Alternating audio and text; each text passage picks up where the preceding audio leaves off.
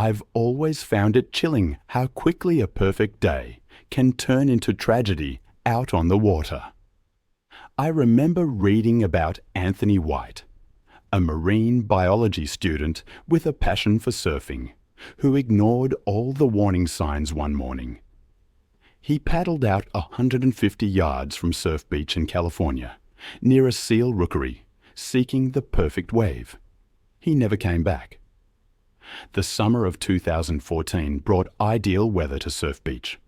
Sunshine streamed through the morning mist, casting golden patterns on the water's surface. Anthony, just 22, embodied the spirit of a California surfer, fearless yet deeply respectful of the ocean. Friends described him as the perfect blend of adventurous spirit and methodical researcher, always studying surf spots and ocean conditions before heading out.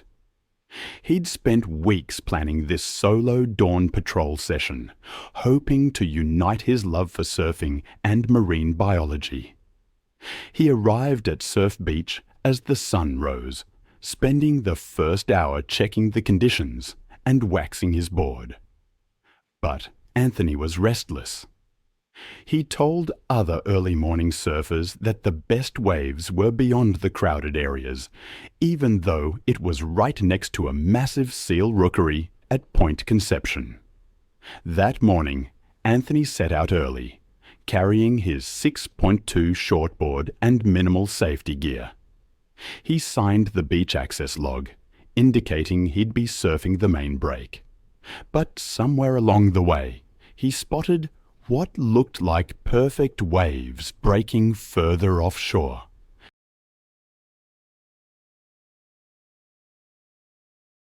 Despite the prominent warning signs about marine life, he paddled out about 150 yards from shore to position himself.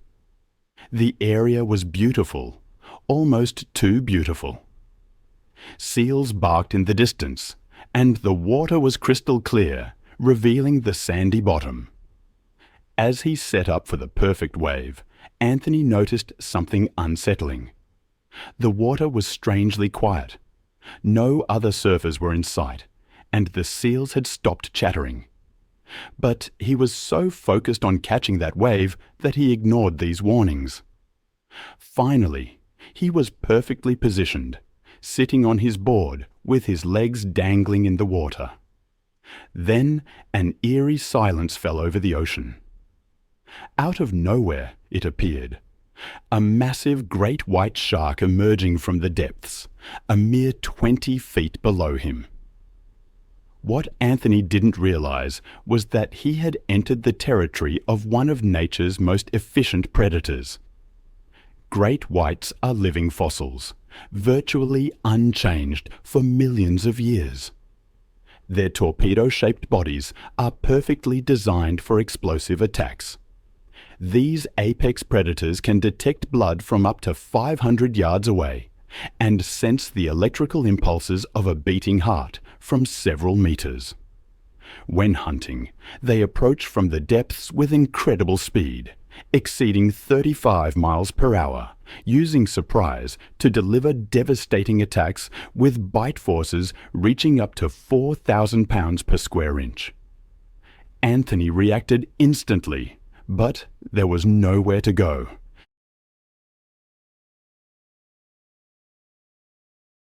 The massive predator struck from directly below, closing the distance in a split second.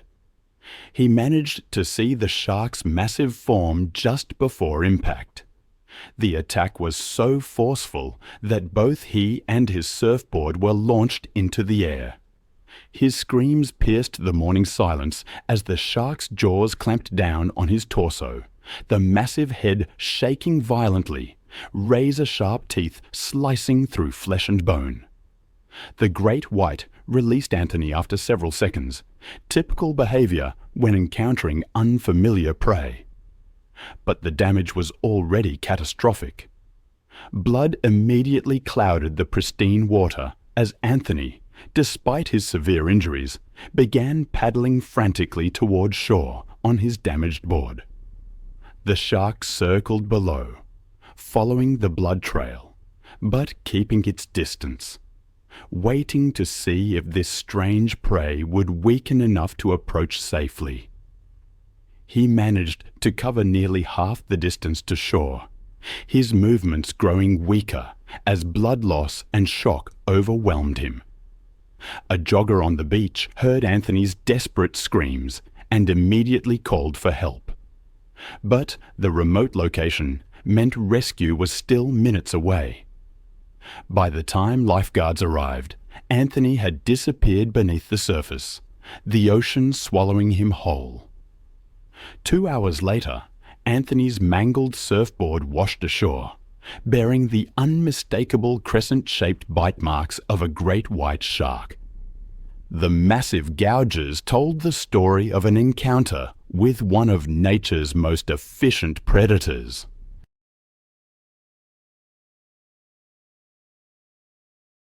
His body was never recovered, despite extensive search efforts. The university established a memorial scholarship in his name, and Surf Beach was temporarily closed while marine biologists studied great white activity in the area. The attack led to enhanced warning systems and additional safety briefings for surfers. As the sun set over the California coastline, the memory of Anthony White served as a stark reminder. I've spent years studying the ocean's most formidable predators, but few stories have haunted me like the one from Galveston Bay. It serves as a chilling reminder of the ocean's unforgiving power. On the morning of September 3rd, 2015, what began as a perfect day for fishing would soon turn into a nightmare. The sky was a brilliant blue over the Gulf Coast that day, with just enough offshore breeze to create ideal fishing conditions. David Walter, a 26-year-old first-generation immigrant, had built his charter fishing business from the ground up. He was exactly the kind of entrepreneur who embodied the American dream. His clients loved his infectious enthusiasm and his uncanny ability to find fish no matter the conditions. Friends described him as methodical and safety-conscious, always double-checking his equipment. He was driven by an almost obsessive desire to give his customers the perfect fishing experience. On this particular day, David was taking 4 tourists from Dallas out to celebrate a bachelor party.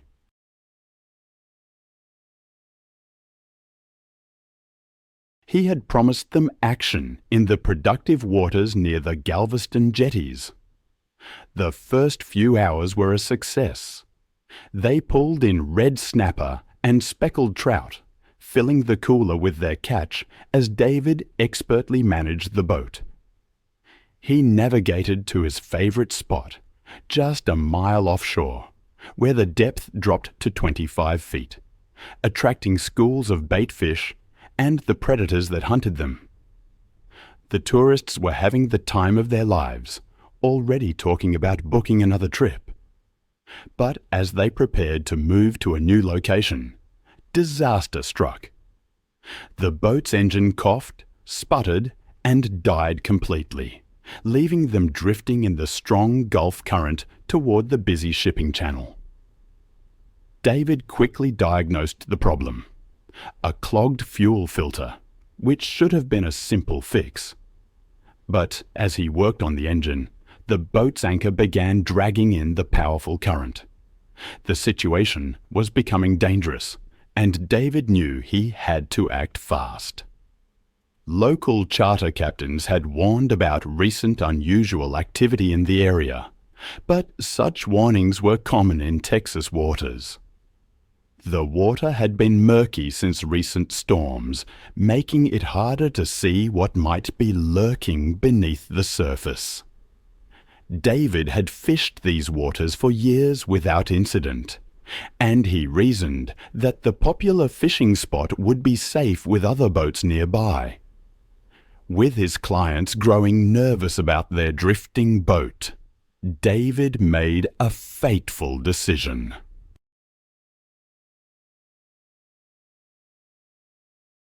He stripped down and dove overboard to manually reset the anchor, hoping to stabilize their position while he fixed the engine.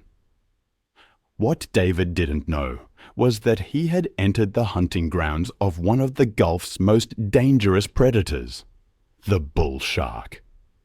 These sharks are among the most adaptable killers in the ocean. Equally at home in saltwater and freshwater environments, these stocky, powerful hunters possess specialized kidneys that allow them to regulate salt levels in their blood, enabling them to swim far up rivers and into freshwater lakes where other sharks cannot survive. This unique adaptation means bull sharks can appear virtually anywhere there's water, from the open ocean to golf course ponds, miles inland. Their aggressive temperament and willingness to investigate anything in their territory makes them responsible for more unprovoked attacks on humans than any other species except great whites. With a bite force of 1,350 lbs per square inch and electroreceptors that can detect electrical fields from several meters away, bull sharks employ a relentless bite and release pattern, striking multiple times with the tenacity of a pit bull until their prey stops moving. David worked underwater to free the stuck anchor, but the current was stronger than expected, and the anchor had become wedged in debris. The 7-foot bull shark had been patrolling the fishing grounds for hours, drawn by the chum slick created by David's successful charter.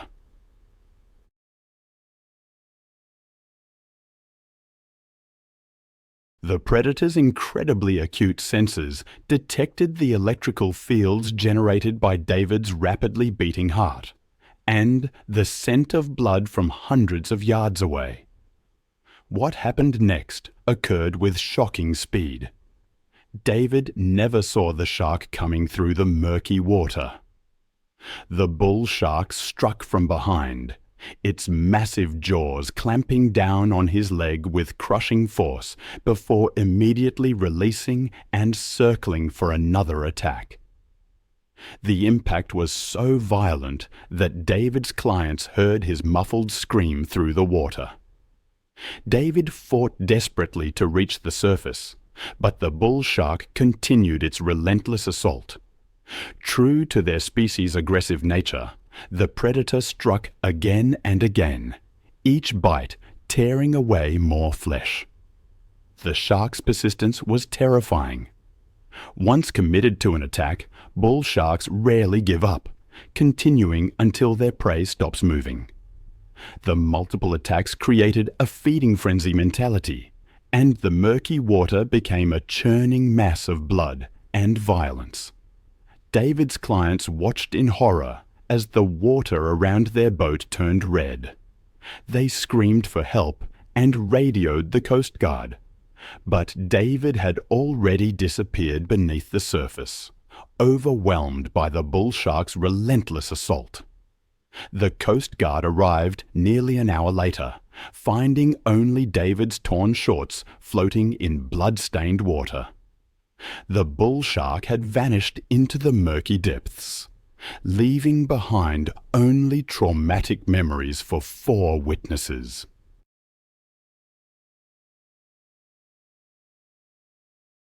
There's a story they tell in boating safety courses along the Texas coast.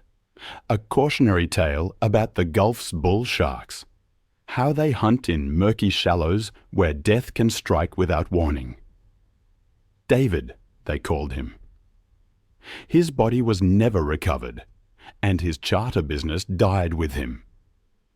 That incident, as tragic as it was, prompted new safety protocols, emergency beacons, and backup communication systems. But thousands of miles away, in the crystal clear waters of Hawaii, Another predator was about to demonstrate why it's earned the most terrifying nickname in the ocean. This time, the attack would happen under cover of darkness, where even paradise becomes a hunting ground for nature's most indiscriminate killer. The evening of April 22nd, 2016, brought perfect conditions to the remote coastline near Hana, Maui. A gentle trade wind rustled through the palm trees as the sun painted the sky in brilliant tropical colors. 24-year-old Christian Smith couldn't have asked for better conditions for his solo fishing adventure at one of his secret spots along Maui's untouched coastline. Christian embodied the laid-back Hawaiian lifestyle that drew so many to the islands. With his easy smile and encyclopedic knowledge of hidden fishing spots, he had become a local favorite at the surf shop where he worked.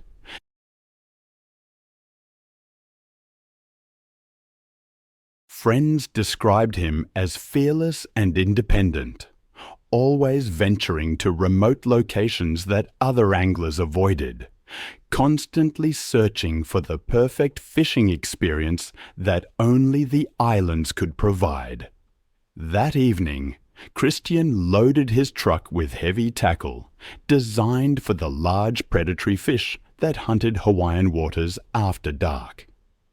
The location he'd chosen was breathtakingly beautiful, but completely isolated. A secluded beach accessible only by a rough dirt road winding through dense tropical vegetation. Christian arrived just as darkness was settling over the ocean. The spot was perfect, a protected cove with deep water close to shore, and a coral reef that attracted schools of bait fish during night hours. He set up his gear methodically, rigging the heavy equipment he'd need for the monsters that prowled these waters after sunset. As Christian waded into about 6 feet of crystal-clear water to cast beyond the reef break, everything seemed perfect. The water was so clear he could see the white sand bottom, even in starlight. He'd already landed 2 nice fish when disaster struck. Moving through the water to reposition for a better cast, Christian's foot slipped on wet volcanic rock. He fell hard against sharp coral formations, opening a deep gash on his leg. Blood immediately began streaming into the pristine water around him.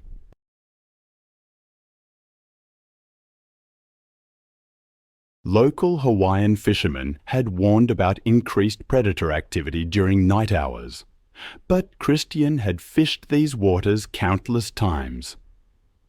What he didn't know was that the remote locations had become a hunting ground for one of the ocean's most dangerous predators.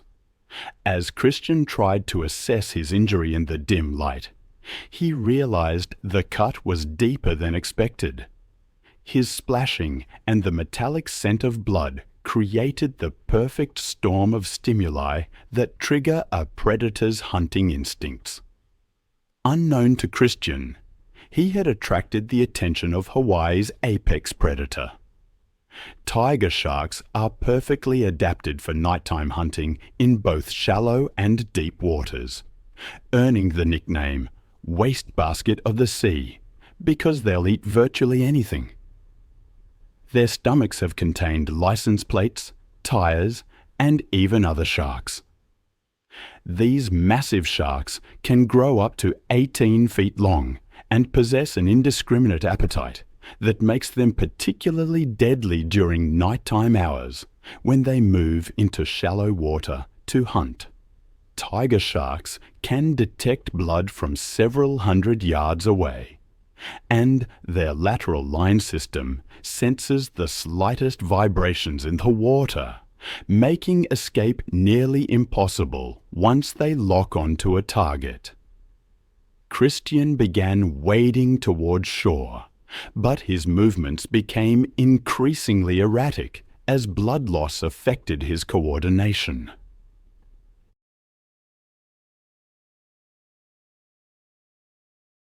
Consider Christian, for instance. On a remote Hawaiian beach, his screams faded unheard across the empty coastline. A tiger shark, driven by its indiscriminate hunger, and there was no escape. When morning broke, his truck stood alone at the end of a dirt road, fishing gear untouched on the sand. Christian had simply vanished, claimed by the very waters that had once given him so much. They found his body 4 days later, 8 miles away. The Hawaiian community honored him with a traditional blessing, and his surf shop colleagues established a memorial fund dedicated to ocean safety education. But even as Hawaii's tiger sharks hunt under the cover of darkness, a different kind of predator was about to demonstrate off the rugged Northern California coast that even the most seasoned watermen are never truly safe. November 8, 2017, dawned crisp and clear at Fort Ross, Northern California. The morning fog lifted, revealing a dramatic rocky coastline where Pacific swells crashed against ancient sea stacks. Ryan Walsh, a 29-year-old commercial abalone diver, couldn't have asked for better conditions. Calm seas and good visibility promised a profitable day harvesting those prized mollusks that fetch premium prices in the finest restaurants. Ryan was the embodiment of this dangerous profession. His weathered hands and sun-damaged face spoke of 6 years spent in the frigid Pacific, free diving to depths that would terrify recreational divers.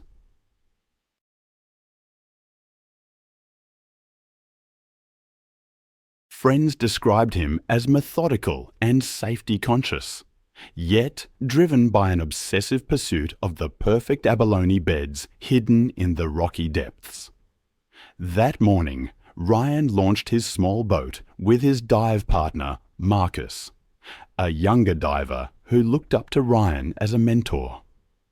They'd worked together for 3 seasons, developing that wordless communication that comes from facing shared danger in one of California's most hazardous occupations. Ryan chose a productive rocky reef in about 25 feet of water. The location was challenging, with strong currents, kelp forests, and the ever-present danger of entanglement in abandoned fishing nets littering the bottom. As Ryan suited up in his thick wetsuit, he felt that familiar mix of excitement and apprehension. The water temperature was a bone-chilling 55 degrees, but Ryan had built up a tolerance over years of expo. His dive bag contained an abalone iron, measuring gauge, and collection bag, the tools of his dangerous trade. The first few dives went perfectly. Ryan descended through the kelp canopy to the rocky bottom, where clusters of red abalone clung like living jewels. His experienced eye identified legal specimens, and his practiced hands pried them loose with surgical precision. But on his 7th dive, disaster struck. Working to free a particularly large abalone, Ryan's fin became entangled in abandoned fishing nets.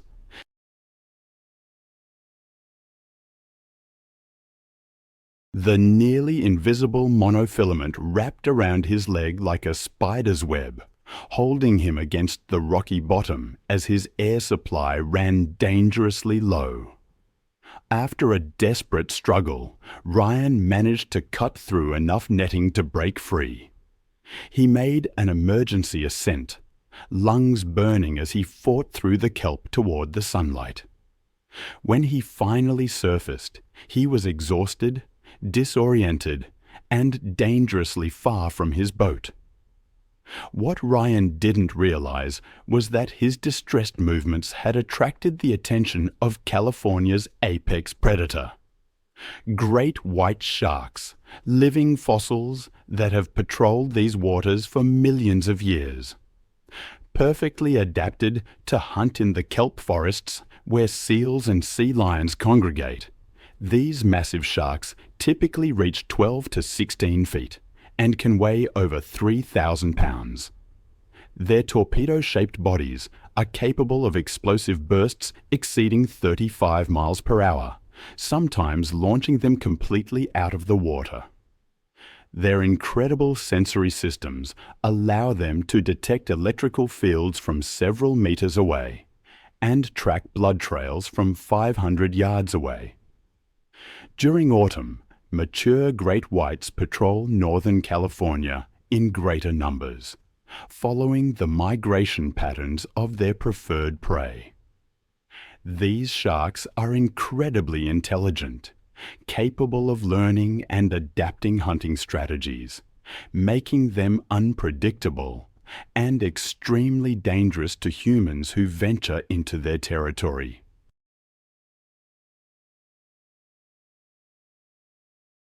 Marcus, watching from 300 yards away, immediately recognized that something was wrong. Ryan floated motionless at the surface, clearly in distress.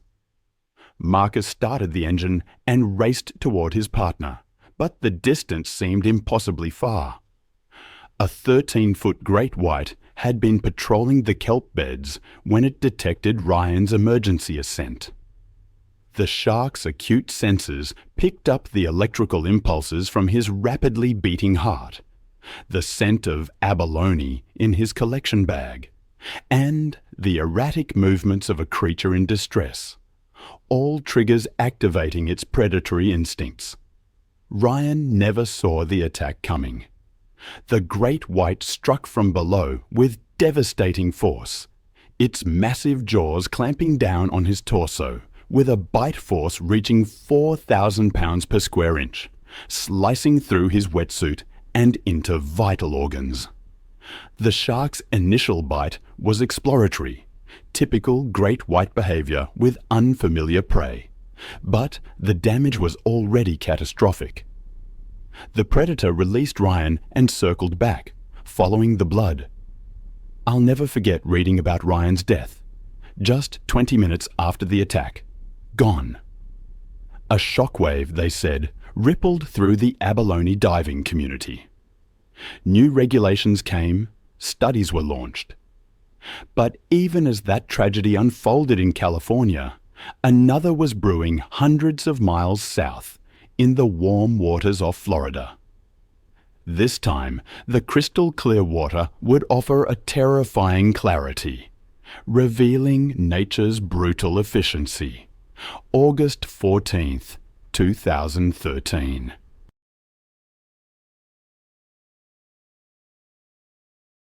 The sun sparkled on the Atlantic near Jupiter Inlet. It was perfect weather for the annual South Florida spearfishing tournament.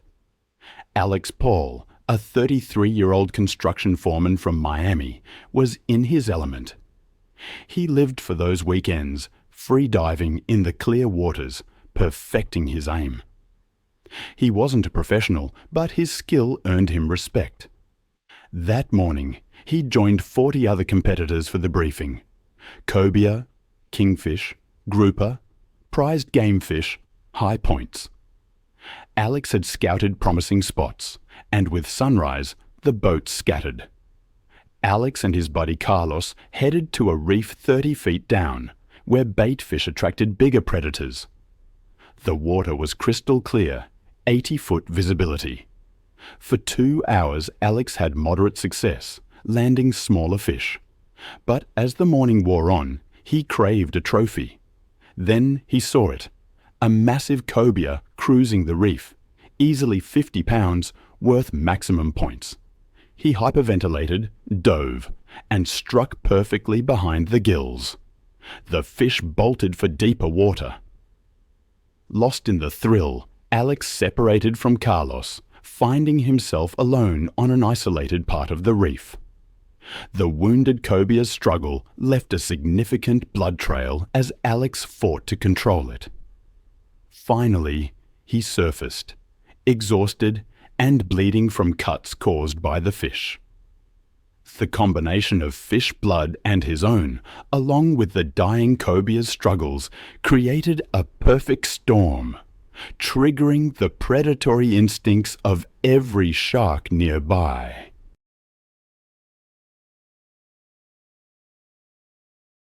What Alex didn't realize was that he'd attracted one of Florida's most dangerous predators, the bull shark. Perfectly adapted to those warm coastal waters, bull sharks can even survive in fresh water. These powerful hunters, typically 6 to 8 feet long, can detect vibrations from struggling fish hundreds of yards away and sense electrical fields from meters away. Unlike some sharks, they're known for their bold approach to potential food, often competing with spear fishermen. Their aggressive nature and opportunistic feeding make them one of the most feared predators in American waters. This 7-foot bull shark had been patrolling the reef. The scent of blood reached its nostrils from hundreds of yards away. Its acute senses detected the electrical fields of both the struggling fish and Alex's rapidly beating heart. Alex saw the shark approaching. He released the cobia, hoping to distract it. But bull sharks are opportunistic, and the presence of multiple potential prey only intensified its aggression. Instead of taking the offered fish, the water turned crimson so quickly. A moment ago, it was just another dive, another competition. Then a bull shark struck, and everything changed in an instant. The attack on Alex was as brutal as it was swift. Massive jaws clamped down on his leg, severing major blood vessels. The shark's multiple strikes caused devastating tissue damage.